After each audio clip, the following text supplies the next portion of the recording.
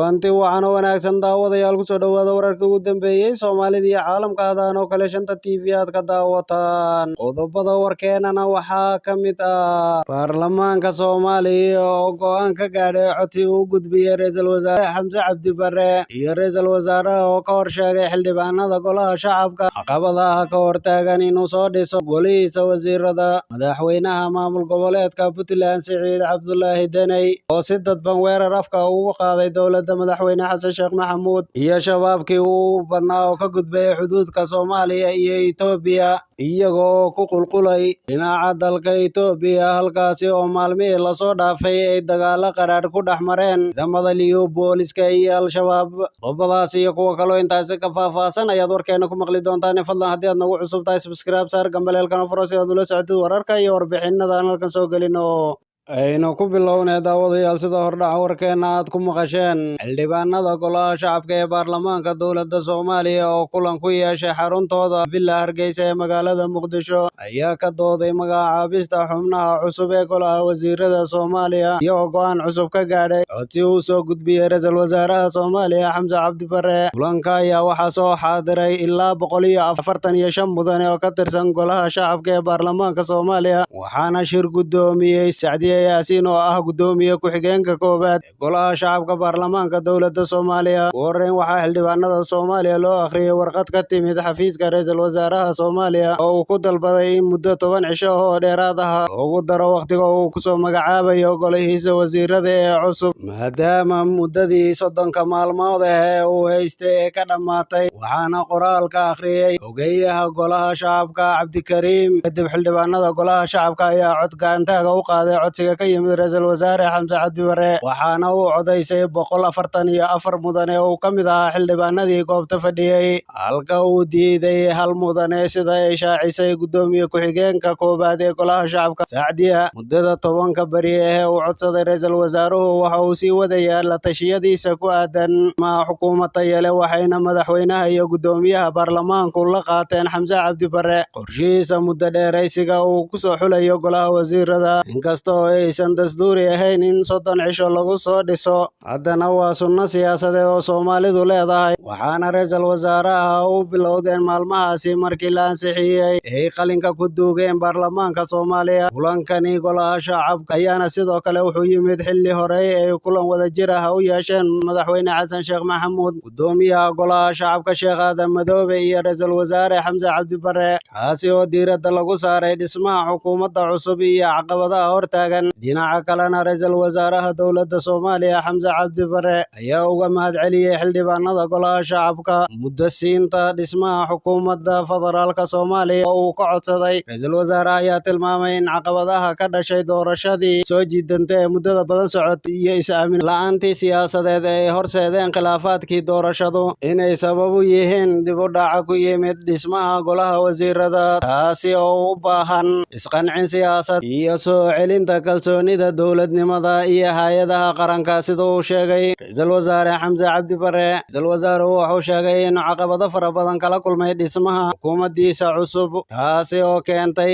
inuu dib uga dhaco 30kii bari ee la doonayay inuu ku soo dhiso wasiirada wuxuuna ku qasbanaaday in 10 bari oo dheeraad ah ka dalbado golaha shacabka ee baarlamaanka Soomaaliya si uu u soo dhiso xukuumad tayo leh si aan u soo dhiso xukuumad tayo leh kuna dheelitiran waxaa lagama maarmaan noqotay inaan waqti ku filan geliyo la tashina aan la samayno qaybaha kala duwan ee siyaasiyiinta dalka iyo bulshada rayidka ee Soomaaliyeed ayuu xusay ra'iisul wasaaraha Soomaaliya Xamse Cabdi Barre oo baarlamaanka ka dalbanayay inay siiyaan 10 bari oo dheeraad ah ra'iisul wasaaraha ayaa xusay ansixinta golaha shacabka ay u sameeyeen codsigiisa ku aadanaa muddo siinta dhismaha golaha wasiirada wuxuuna sheegay in muddadaasi uu ku soo dhisi doono xukuumad tayo leh oo xaqiijin karta himilooyinka shacbiga Soomaaliyeed dalkana ka samata bixin karta abaaraha iyo dhibaatooyinka argagixisada uu la daalaa-dhacayo waqtigani ra'iisul wasaare Xamse Cabdi Barre ayaa tani markii ay ansixiyeen baarlamaanka Soomaaliya waxa uu culaysyo xoogan ka wajahayay dhinacyada siyaasadda waasi oo ku cadaadinayay dhismaha xukuumaddiisa cusub. Dadkaasi oo isugu jira siyaasiyiin iyo beelaha Soomaaliyeed oo uu ka dhexeeyo awood qaybsiga siyaasadeed. Siyaasiyiin fara badan ayaa saf u galay ra'iisul wasaaraha si ay markaasi uga dhaadhiciyaan inuu ku soo daro golihiisa wasiirada. Waxaana sidoo kale arrimaha culayska iyo caqabadaha noqday ka mid ahaa in ra'iisul wasaaraha iyo madaxweyne xasan sheekh maxamuud ay doonayaan in isbeddel ballaadhan lagu sameeyo xukuumadda cusub ee lasoo dhisayo, taasi oo wax badan kaga duwanaanaysa xukuumadihii hore ee dalka loogu soo dhisi jiray sanadihii dambe. Si kastaba ha ahaatee, muddadaasi 10 beri ah ay siiyeen baarlamaanku ayaa laga sugayaa ra'iisul wasaare Xamse Cabdi Barre inuu soo dhiso xukuumad tayo leh, islamarkaana dalka ka samata bixisa xaaladaha qalafsan ee uu ku sugan yahay wakhtigan, siduu ballan qaaday Xamse Cabdi Barre. Dhanka kale, madaxweynaha maamulka Puntland Siciid Cabdulaahi Dane ayaa si adag u weeraray dowladda madaxweyne xasan sheekh maxamuud xilli uu jeedinayay khudbad uu kaga hadlayay xaaladda bini'aadanimo ee ka jirta waddanka, khaasatan deegaanada maamulka Puntland. Madaxweynaha dowlad goboleedka Puntland Siciid Cabdulaahi Dane ayaa waxa uu sheegay in xaaladda abaareed ee dalka xilligani ka jirta ay tahay mid aad u daran, balse kaliya looga gudbi karo tacaawin iyo in Ilaahay badbaadiyo ummadda Soomaaliyeed. Madaxweyne Dane ayaa sidoo kale waxa uu sheegay dadka Soomaaliyeed ee ku nool miyiga iyo magaaladaba ay saamaysay abaartu, islamarkaana looga baahan yahay in bulshada dhexdeeda ay isu gurmadaan, islamarkaana la gacan qabto kuwa ay saamaynta xun ku yeesheen duruufaha taagan. Waxa uu soo hadal qaaday madaxweynaha Puntland deeqaha caalamka ka yimaada ee loogu talagalay abaaraha, wuxuuna sheegay in mar waliba ay maqlaan in la hayo lacag malaayiin dollar ah, balse ay ka xun yihiin in aysan ogeyn habka ay u maamulayso dowladda Soomaaliya iyo waxa ka soo gaadhay dadka ku nool Puntland ee xilligani wajahaya dhibaatooyinka ka dhasha abaaraha. Hadalkaasi ayaana u muuqday mid uu Siciid durayay dowladda madaxweyne xasan sheekh maxamuud, islamarkaana uu ku muujinayay in aysan hab wanaagsan u maamulaynin deeqaha xooggan ee ka imanaya dhinaca caalamka, uguna talagalay in lagu taakuleeyo dadka Soomaaliyeed ee abaaruhu saameeyeen. Hadalka madaxweyne Dane ayaa ku soo beegmaya iyadoo dhowaan uu booqday deegaanada Puntland ergeyga gaarka ee madaxweyne xasan sheekh maxamuud u qaabilsan arrimaha abaaraha iyo bini'aadanimada Xildhibaan Cabdiraxmaan Cabshakuur Warsame, markaana hadda uu ku howlan yahay ergeygaasi sidii loo maamusi lahaa deeqaha ka imanaya dalka caalamka ee la gaarsiinayo dadka Soomaaliyeed ee abaaruhu saameeyeen, iyadoo loo kala horumarinayo sida ay dadku u kala liitaan. Baarlamaanka Puntland ayaana ka dalbaday Cabdiraxmaan Cabshakuur Warsame oo ah ergeyga madaxweyne xasan sheekh maxamuud u qaabilsan arrimaha abaaraha iyo bini'aadanimada in il gaar ah lagu dhigto dadka ku dhaqan deegaanada Puntland oo ay sheegeen inay abaartu ay ku raagtay yeelatayna saameyn aad u weyn. Siciid Dane ayaa intaasi ku daray in dalka ay ka jirto sicir barar saameeyay guud ahaan dunida, hase ahaatee aan waxba laga qabanin, wuxuuna madaxda dowladda ka codsaday in lacagaha ka imanaya caalamka si degdeg ah loo soo gaarsiiyo dadka ay saameeyeen abaaraha ee ku dhaqan deegaanada Puntland. Hadalka ka soo yeedhay madaxweynaha Puntland ayaa ku soo beegmaya xilli qaar ka mid ah hay'adaha caalamiga iyo dowladaha taageera Soomaaliya ee ku deeqay malaayiin dollar ah oo loogu talagalay dadka ay saameeyeen abaaraha ee ku sugan gudaha waddanka Soomaaliya. hase yeeshee marka la eego qiimeynta laga sameeyey guud ahaanba Soomaaliya iyo deegaanada ay saameynta xun ku reebtay abaartu. Dabcan Puntland waxaa jira deegaano badan oo ka horeeya islamarkaana xaaladoodu ay aad u liidato, kuwaasi oo ay tahay in iyaga lagu bilaabo hadda deeqaha ka imanaya caalamka ee wax loogu qabanayo dadkaasi. Madaxweynaha Puntland Siciid Cabdulaahi Dane waxa muddooyinkii lasoo dhaafay uu muujinayay qanacsanaan la'aantiisa dowladda madaxweyne xasan sheekh maxamuud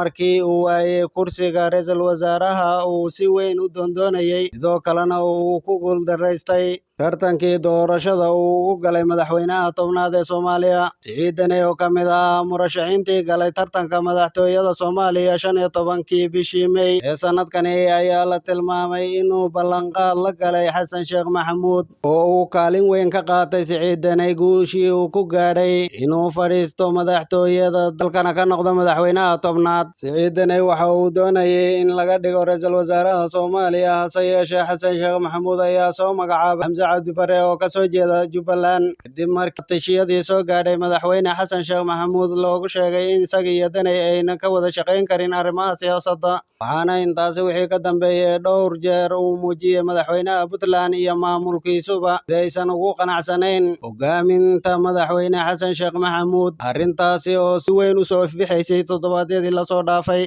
maleeshiyad ka tirsan ururka Al-Shabaab ayaa abaabulo xooggan ka wada xadka ay wadaagaan wadamada Soomaaliya iyo Itoobiya saacado yar uun kadib markii ciidanka gaarka ee dowlad deegaanka Soomaalidu ay ku dhawaaqeen inay guul ka gaadheen dagaalkii ka socday maalmihii lasoo dhaafay xuduudda labada wadan oo u dhexeeya dagaalyahanada Al-Shabaab iyo ciidanka deegaanka Soomaalida ee liyo booliska maamulka dowlad deegaanka Soomaalida dalka Itoobiya ayaa dhankooda ciidamadii ugu badnaa waxay ku daadgureeyeen xadka ay la wadaagaan Soomaaliya sida ay u sheegeen telefishinka dowladda Itoobiya ee ETV dowlad deegaanka Soomaalida ee dalka Itoobiya ayaa sheegay in la soo afmeeray jigii koowaad ee howlgalkii ka dhanka ah Al-Shabaab gobolka Afdheer oo xad dheer la wadaaga gobolka Bakool ee Soomaaliya waxaana maalmihii lasoo dhaafay uu dagaal ku dhex maray ciidamada liyo booliska la yiraahdo iyo dagaalyahanada Al-Shabaab waxaa sidoo kale ay sheegeen in weli ku raadjoogaan qaar ka tirsan maleeshiyadii Al-Shabaab ee gudaha u soo galay xuduudda wadanka Itoobiya kadib markii ay ka soo gudbeen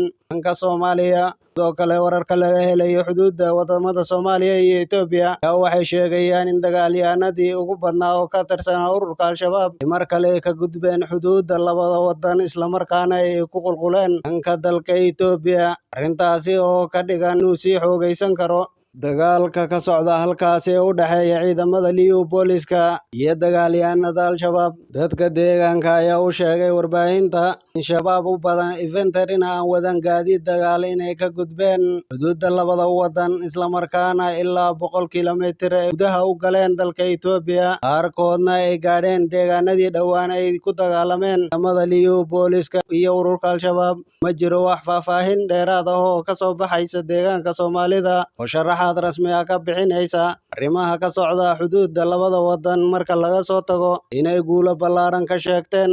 howlgalladii ay halkaasi ka sameeyeen ay kula dirirayeen Al-Shabaabka dhanka kale waxaa jirta feejignaan sare oo la geliyay hay-adaha ammaanka ee dowlad deegaanka Soomaalida kadib markii ay soo baxeen wararka sheegaya in xadka deegaanka Soomaalida uu la wadaago gobolka Hiiraan ay ka soo tallaabeen mitidiin ka tirsan kooxda argagixisada Al-Shabaab oo damacsan inay gudaha u sii galaan dowlad deegaanka Soomaalida gudoomiyaha gobolka Hiiraan ayaa u sheegay warbaahinta arrintaasi isaga oo tilmaamay in shabaab xoogani ay ka gudbeen xadka gobolka Hiiraan uu la wadaago Itoobiya waxa uu tilmaamay in dadka deegaanku ay sheegeen in dagaalyahano lagu qiyaasay 200 inay ka tallaabeen dhanka gobolka Hiiraan islamarkaana ay u ruqaansadeen xuduudda wadanka Itoobiya marka aan dadka aan weydiinay waxay noo sheegeen inay ilaa 200 oo nin ay ku dhow yihiin shabaabka ka tallaabay xuduudda sida uu sheegay gudoomiyaha gobolka Hiiraan Cali Jeete Cusmaan waxa uu intaasi ku daray in ciidamada dowlad deegaanka